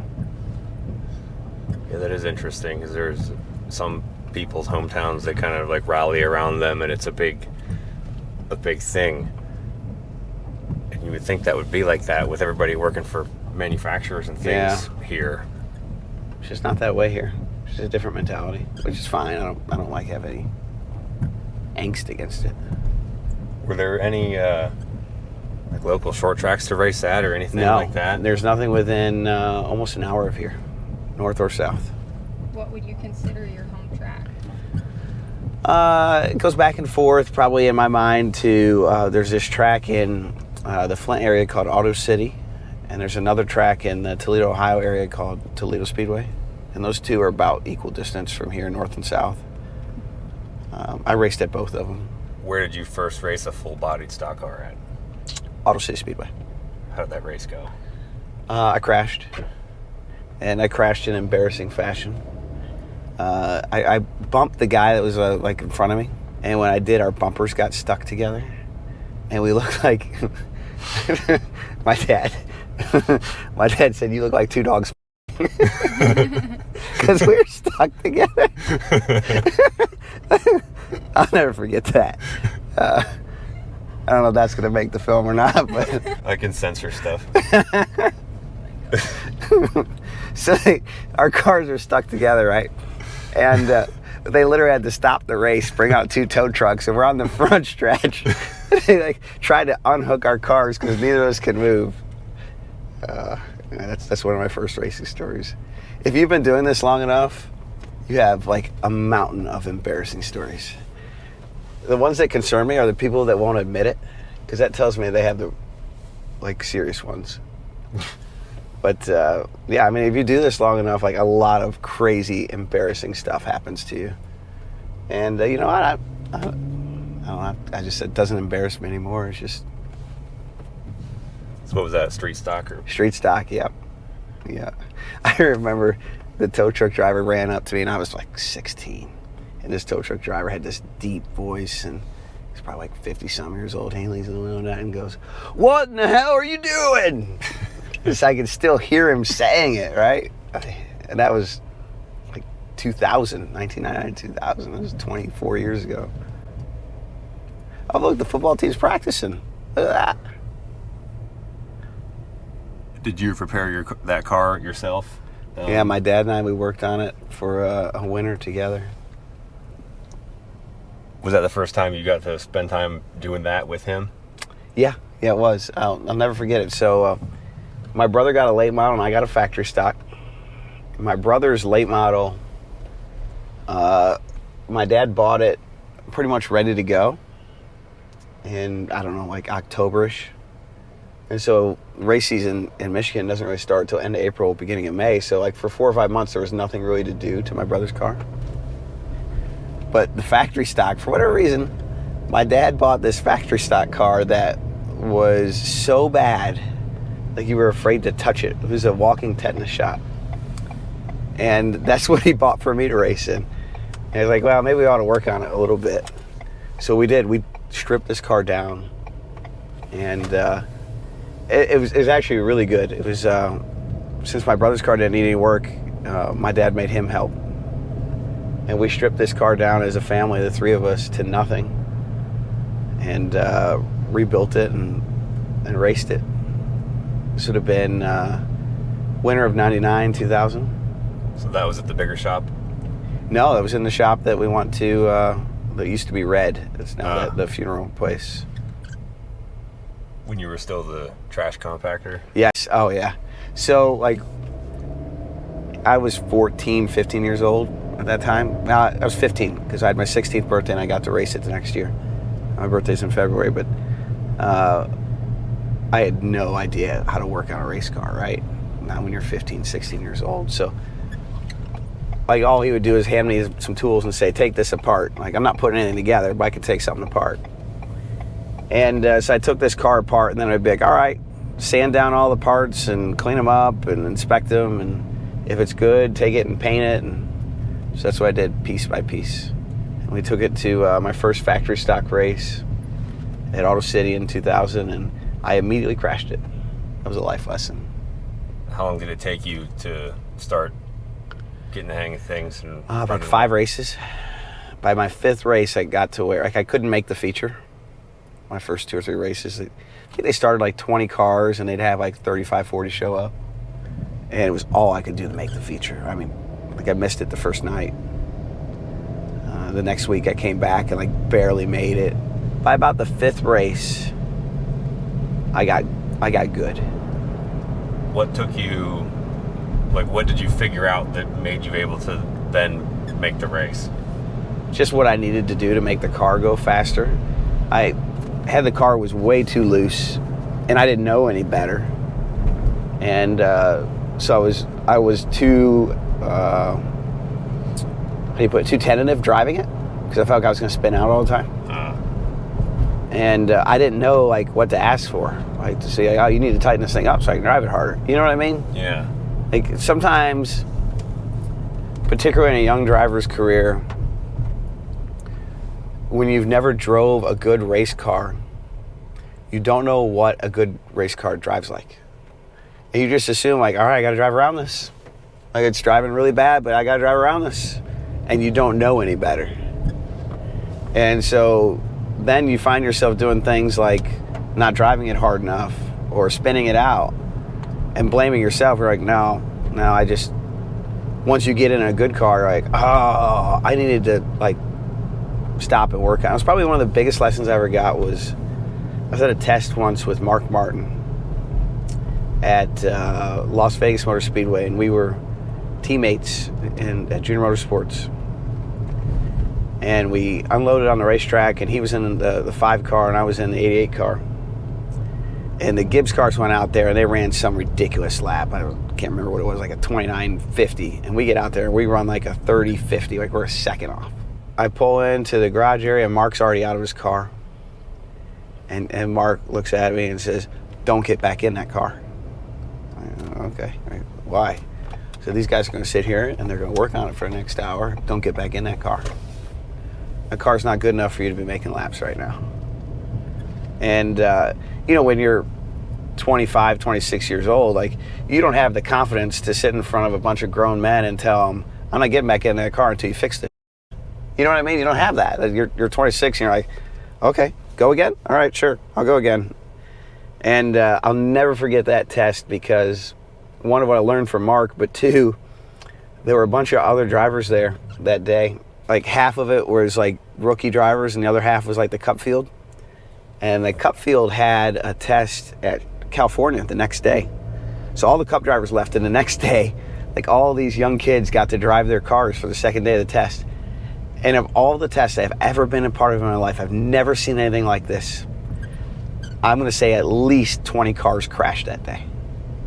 Like the track was super treacherous, and if you didn't drive it just right, or if your car was a little loose, you backed in the fence and destroyed your car. I've never seen anything like that. I bet 20 cars wrecked that day. And like I remember leaving that test and just being like, thank God I didn't run this thing in the wall, you know, like because the track was so treacherous. But that's a hard lesson for a young driver to learn. Like sometimes you got to just drive it in the garage area and put it on jack stands, put your foot in the ground and tell them, go fix this or I'm not getting back in this car. But, you know, circling that back to when I first started running factory stocks, like I had no idea. I thought the cars all just drove that bad when I first got in it, right? And you don't know, like, oh, I need to pull in and put some wedge in it or whatever it might be and get it right. So you think if you had built that car and then taken it to a test day or something and had your dad drive it first, that could have been worked out before you ever got in it? Probably, yeah, but nobody could fit in my seat, to be honest. I was so small, like my seat, that was kind of like a limiting factor. Nobody could fit in my seat. So that did happen with my brother. My brother's car was not very, he bought this car, he thought it was going to be good. It wasn't very good. And my brother kept spinning out in it. And my dad was telling him, you don't know how to drive worth of shit. I was just harping on him, right? And he said, let me get in that thing. And my dad took it out and spun it out. And so when my dad spins it out, he brought it back. Like, yeah, we're going to change this thing. We're going to fix it. Like, there's a lot of power in that, right? Next thing you knew, they were like, yeah, the wheelbase wasn't set right and the caster's off. And it's funny how that works. Most of the time when a driver spins out a race car, it's not his fault. Not all the time. Most of the time. Most times the car's just junk. Was there a specific turning point in how your dad approached you as far as like, being in the shop or changing his perspective on what you were capable of? I don't know. I think I had several moments where being a race car driver just clicked for me. And there wasn't one big aha. You just have these small breakthroughs and they're cumulative, some more than others. I had a couple of really good breakthroughs on short tracks. Most of my big breakthroughs on the bigger tracks happened long after I was with my family racing. So this right here is where my grandfather used to race out of after he finally figured out that my grandma wasn't going to let him build race cars outside the house. And he had these bays right here. And he raced out of here. I'm surprised they're still here. Which ones? I want to say he had these two and maybe this third one right here. Pretty big space. Now it's a precious metal company. You know, this type of building right here was a cup shop of the 70s and 60s, right? This is all you had. You know, a couple garage bay doors and build engines in one, worked on one or two cars in the others, and that's what he raced Cup with in the 60s and 70s. Is that the car that your uncle drove? Yep. Yeah, he drove, he had the number 88 for a while. Actually ended up selling it to, I think, Buddy Baker's team. And then Buddy Baker took the number over. Drove the 62 for a while. A couple other random car numbers. But yeah, they ran the Cup Series in the late 60s, early 70s. And the USAC ARCA Series as well on here. Wasn't one of those Superbird? Or was it just so they couldn't afford the Superbird. And so after the because it was a really nice race car. So after the Superbird and NASCAR banned them, they bought the Superbirds from all the teams. And you had to change the nose of them and put a normal nose on them. So that would have been, 69 or 70 right in there. So they got all those race cars and they used those to race for the next 3 or 4 seasons, right? You had to take the wing off, put the other deck lid on, and you had to get rid of the nose cone. They didn't make them take out the flush back window? I don't know if they did or not. I can't remember. But I know they made them take the nose cone because, like, up until a few years ago, there was a stack of those around here somewhere, like the nose cones off of the Superbirds, which would have been worth a fortune if they were kept. Wow. Those were still in, like, at these buildings? Yes, as I was told, yep. That's crazy. Because they bought those cars and they just took them apart. Right? You know, racing back then, like, there was no nostalgia towards cars. You would, when the race season was over, they just sold them and got rid of them, right? You didn't keep them around. And so the race teams that had them, they just sold them, disposed of them. And guys like my dad and uncle and grandfather that were not, you know, big teams, they just bought them up and like, oh, free race car. I'll just make a few changes to it and we'll run this for the season. And those cars, for the most part, were lost to time. Did they ever make trips to Ray Nichols? Or did they... Oh, yeah, all the time. Yep. Ray Nichols, Holman Moody, Harry Hyde. Harry Hyde in particular was a big ally for them because they raced Chryslers. And it was with the K&K team? Yep, exactly. Dave Marcus. So if they had an issue like, hey, we need engine parts, like they would go to Harry Hyde. And Harry had that garage shop, which is now Hendrick, but that's where they would that's where they would go. That's pretty crazy. I think those buildings are still there. They are. So if your grandma didn't want your grandpa driving, how did your uncle end up in the seat? That is a great question. I have no idea how they pulled that off. So my uncle drove when he got back from Vietnam. So circa 69, 70, got back from Vietnam and started driving. And my dad was younger, and he just went to the races with him. My dad didn't start driving until he was almost 30 years old. Like, isn't that why his number was 29? Because he was 29 when yeah, he started? Yeah, hey, guy, you know it, yeah. I remember that. That's why he was number 29. Oh, you and I forgot that for a second. Thanks for the reminder. This is the longest planned out one of these videos we've ever done. Like, was it like really? January? And we said, we'll do it August 15th. Like, that seems like a really long time away. Here it is. Yep, here we're doing it. So you had time to look things up. Did you do any like hardcore research on anything? Not really. I just remember what you were telling us and showing us all the pictures at your desk. What did I do with those binders? Did I give them to you or did I keep them? What did I do with them? You still have them. I still have them? We just took a bunch of pictures of the pictures. Got it. Which I saved into an album so they'd be easy to find. Oh, good. Oh, yeah, I know you told us the story at your desk, but it's not in the video. Why did whoever the patriarch Keselowski was move here from Poland? From what I understand, they owned land in what's called Galicia. And Galicia was Poland before Poland, but it also had parts of Ukraine, Russia, and Germany in it. We're not sure exactly where in that area they came from. But the family story is told is that they fled because they were afraid they were going to be executed. Because if you were a landowner during the Russian Revolution, more often than not, you were executed. Came to the United States through Ellis Island. They spoke Polish, but it's debatable whether they actually lived in Poland, or what's now modern-day Poland. They made their way through Pennsylvania, and they heard about Henry Ford, and there was a Polish community in Detroit, in an area called Hamtramck. They heard that you could get a lot of money to work in one of the auto plants, and so they moved here to Detroit to work in one of the auto plants and live in that community. That lasted a really short time span, and Ford started to unionize. And when they unionized, they did a lockout. And for whatever reason, my family left and moved to another Polish community on the west side of the state called Paw Paw. Grandma or great-grandma and great-grandfather lived in, I don't know what you call it, like solitude, lockdown. They were really afraid that someone from, I guess what would now be communist, or would have been then, communist Russia was going to hunt them down and make good on the execution plots. And so they literally lived in hiding in Paw Paw until they died. My grandfather didn't care. They changed the spelling of my last name at least once.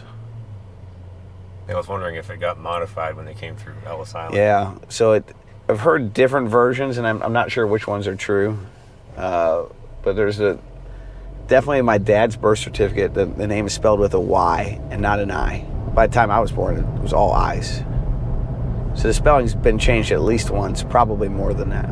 As I understand, in Polish, ski means from the town of, and the language works backwards, which there's probably a Polish joke in there somewhere. Yeah. But the language works backwards, so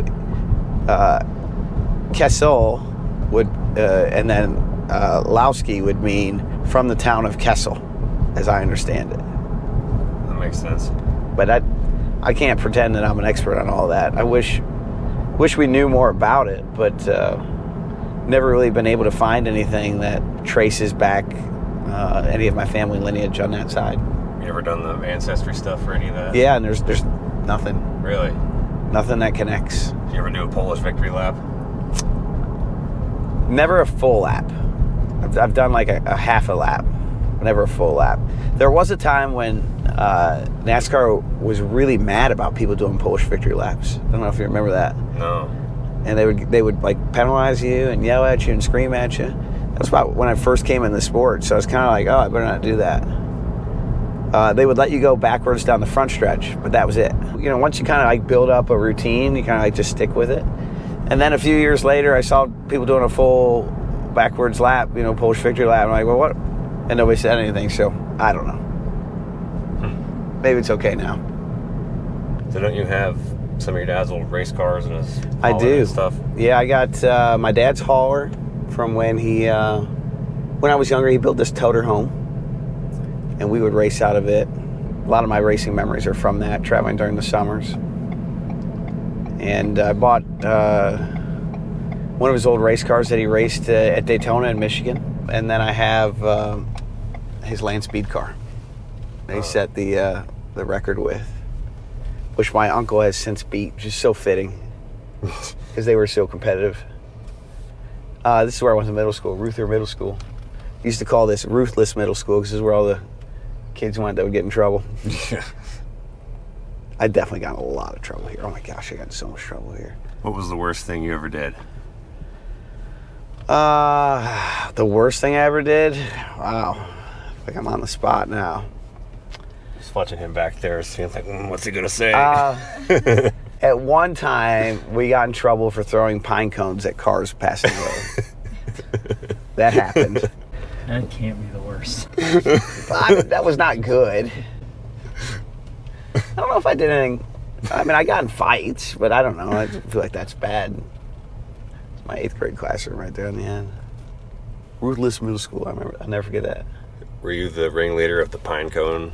No, but we last day of school we'd walk home to my friend Eric's house, who lived down here on the left. And last day of school, they wouldn't let you take backpacks to school because they knew you were going to bring something and get in trouble. So instead, we had shaving cream, and we had shaving cream fights. And we bought like, I don't know, 10 or 20 shaving cream things and stuck them in mailboxes on the walk home and all kinds. They had plastic bags, and we hid them in the bushes. We did a lot of stuff we probably shouldn't have done. We were just kids. Did you maintain the same friend group the whole way through school? No, you know, it kind of came and went. You know, my best friend, he and I still talk every once in a while. Most everybody else just went separate ways, you know. Friends come and friends go. I take that back. I did do something worse than that. I remember this now. There was a sign right here on this fence that said no trespassing. And I remember one time I spray painted it black. There you go. Does that make you feel good? Yeah, that's pretty hardcore. Yeah, hardcore, man. I don't know if you can come back from that. Yeah. I ruined my reputation here. You like to spray paint stuff, I guess. I did. I Like, love new to drain spray paint it. Yep. Sign paint it. I had a spray paint phase for sure. Did you paint stuff because your dad showed you how, and you're like, oh, now I'm gonna paint everything? Yeah, I did. Yeah. It's like this is my talent. So I went to vocational school in high school, so you could get out and you'd get like double credit if you did vocational school. And I was all about that. And I took auto body. So I have vocational auto body. What do we call it? Certificate. Your truck's still here. That's good. We have won the day. Nobody painted it while we were gone today. They might have put a sign in the window, though. I don't know. It's interesting. This is, it's a fairly liberal area. It hasn't changed. Yeah, that house there, gosh, it's crazy that when I was a kid, these houses seemed so much bigger than they seem today. Now they look tiny. Everything seems bigger when You're a kid. Yes. Yeah. But I remember thinking that house was huge when I was a kid. Now I'm like, no, not really. It was weird for me. Like, whenever I left home and then came back a year later, that's when everything felt like it was smaller. Yes. It felt like everything was 7/8 scale. Yep. And like, why is this? This is strange. The world gets smaller as you get older. Also, this was Brad's hometown history tour. You did it. We did a whole day of it. I think it was pretty good. I think it was interesting. Yeah. I think all the stories I told were true. There's probably somebody who's going to be like, I was your third grade history teacher, and that's not how that happened. Like, okay, leave it in the comments. Yeah. I really would like to know the family history stuff if anybody knows that. Somebody probably does. It's strange how this stuff. It really can get is. to people. Yes. But yeah, thanks for filming it, buddy. Appreciate it, Mitchell. Glad we could do it. Yeah, me too. Yeah, I mean, if my mom hadn't moved here, if she hadn't become friends with a next door neighbor who just so happened to have a brother who was single, like, that's wouldn't be here. So this is my childhood home and where it all started. Well, my first thought is I hope people watch this have a different impression of Brad after watching it than they did before. I feel like with a lot of these guys, they are not really Themselves. Yeah, they're not really allowed to be themselves. And I think riding around with Brad in his element, he was able to be himself, and it was very apparent to us that there was no facade going on. That was just Brad, and learning about who he is and where he comes from and what he's motivated by. I don't know about you, but I just became a bigger Brad fan. You did? Yes, definitely. What about it made you a bigger Brad fan? His personality, just him being a good dude. Yeah, I mean, Yeah, this family guy. He loves his family. He loves racing. He worked hard to get to where he's at. It wasn't handed to him by daddy, someone writing a fat check. Yeah, I could see that. And I've seen Brad mentioned in discussions with other people who have family ties into motorsports, and I think we know who they are. I don't have to mention them, and it doesn't mean that they're bad or anything, but I think that's an unfair assessment of Brad and what he comes from. Yes, his family did have a truck team, but it's not like he was balling out of control. I mean, you saw everything. That's a grassroots, homegrown family operation that could have just as easily been going to the local dirt track, especially out of that first building. Brad actually has his own YouTube channel now, so we're going to link that in the description in the pinned comment. You can go in, subscribe to Brad. You're kind of giving you a behind-the-scenes look at what he does on race day, and I'm excited to watch those after getting to know him better and from this, and hope you are too. Also, I wish we had a camera that just pointed at Vern the entire time we were driving around, because from my vantage point in the passenger seat when Brad was telling certain stories, I could see Vern in the back kind of going like, I don't know if we should, where's this going? Should we be talking about this? He was kind of like the voice of reason back there, but he didn't really have to speak up. There were not any stories told during that session that were like, don't tell that one, cut that out. That didn't happen. You got them all. When he was like, it's like, well, the worst thing I ever did was throw pine cones. And Vern's like, that can't be the worst. Like that cracked me up while I was editing the video, because that just seemed like one of those TV show.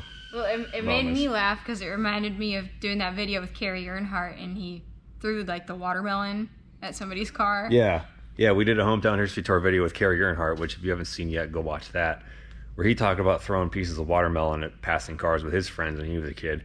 Brad threw pine cones. Let's hear your story. What's your story in the comments? Did you ever throw anything at passing cars as a kid?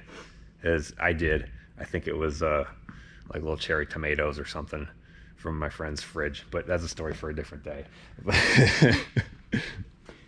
Did you ever throw anything at moving cars as a kid? No.